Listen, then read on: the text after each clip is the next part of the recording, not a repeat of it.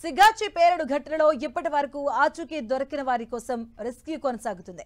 ఇటీవల సంగారెడ్డి జిల్లాలోని పాసమైలారం పారిశ్రామిక వాడలోని సిగాచి ఫ్యాక్టరీలో జరిగిన పేలుడులో ఇప్పటి వరకు 42 మంది మృతి చెందారు. మరో 8 మంది కార్మికుల జాడ తెలియరాలేదు.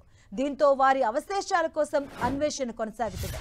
సిగాచి ప్రమాద స్థలంలో పురావస్తు శాఖ టెక్నిక్ తరహాలో తవ్వకాలు జరుపుతున్నారు అధికారులు. ఈ ప్రక్రియలో వెంట్రుకలు, మాంసం ముద్దలు, ఎముకలు, రక్తం మరకలతో ఉన్న రాళ్లు, కార్మికుల వస్తువులు లభ్యమవుతున్నాయి.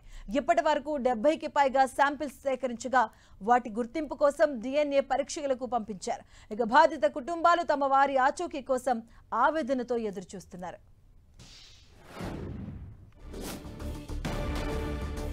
ఇదే అంశానికి సంబంధించిన పూర్తి అప్డేట్స్ మా కరెస్పాండెంట్ పివి రావు అందిస్తారు. పివి రావు. మాధవి, సంగారెడ్డి జిల్లా పాషమైలారంలోని సిగాచి కంపెనీ దుర్ఘటన జరిగి 8 రోజులు అవుతా ఉంది.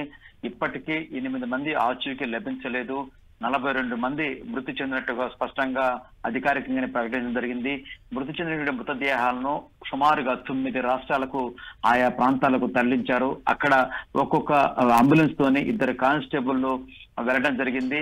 అక్కడ విషాద ఛాయలు ఆ గ్రామాల్లో కూడా చాలా విషాదం అనుముకుందని కూడా వాళ్ళు తిరిగి వచ్చినట్టు వాళ్ళు చెప్తున్నారు. ఇప్పుడిప్పుడే ఆయా గ్రామాలకు వాళ్ళ స్వగ్రామాలకు మృతదేహాలు చేర్చి ఇప్పుడిప్పుడే సంగారెడ్డికి చేరుకుంటున్నారు. ముఖ్యంగా 8 మంది ఎవరైతే ఆచూకీ లభించలేదో ఆ లభించిన వాళ్ళ పరిస్థితి అత్యంత దయనీయంగా ఉంది. ఆ పాషమైలారంలో ఉన్న ఐలా కంపెనీ దగ్గరకు వచ్చేసి అక్కడ ఉదయం నుంచి సాయంత్రం అక్కడే వేచి చూస్తున్నారు. ఏ క్షణం ఏ వార్త వినాల్సి వస్తుందని కూడా భయపడుతూ ఉన్నారు.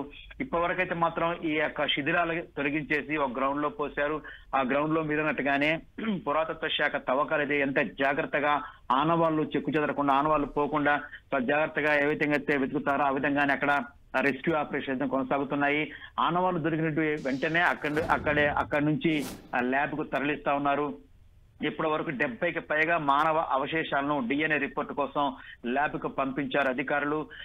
ఇప్పటి వరకు అయితే 14 మంది అయితే ఆసుపత్రి నుంచి డిశ్చార్జ్ అయిపోయారు. కేవలం ఇప్పుడు ఆచూకీ లభించిన కుటుంబ సభ్యులదే ఆవేదనగా ఉంది. ఎప్పుడు మా కుటుంబ సభ్యులను ఎప్పుడు అప్పగిస్తారని కూడా వాళ్ళు ఎదురు చూసే పరిస్థితి అక్కడ మనకు కనిపిస్తా ఉంది. మాధవి, అత్యంత విషాదం అయితే మాత్రం అక్కడ మనకి ఆసుపత్రి దగ్గర అదేవిధంగా సిగాచి పరిశ్రమ దగ్గర అయితే మాత్రం మనకి విషాద ఛాయలు అయితే ఉన్నాయి. కుటుంబ సభ్యులందరూ కూడా వీరు చూస్తున్నారు. మాధవి. Right, thank you.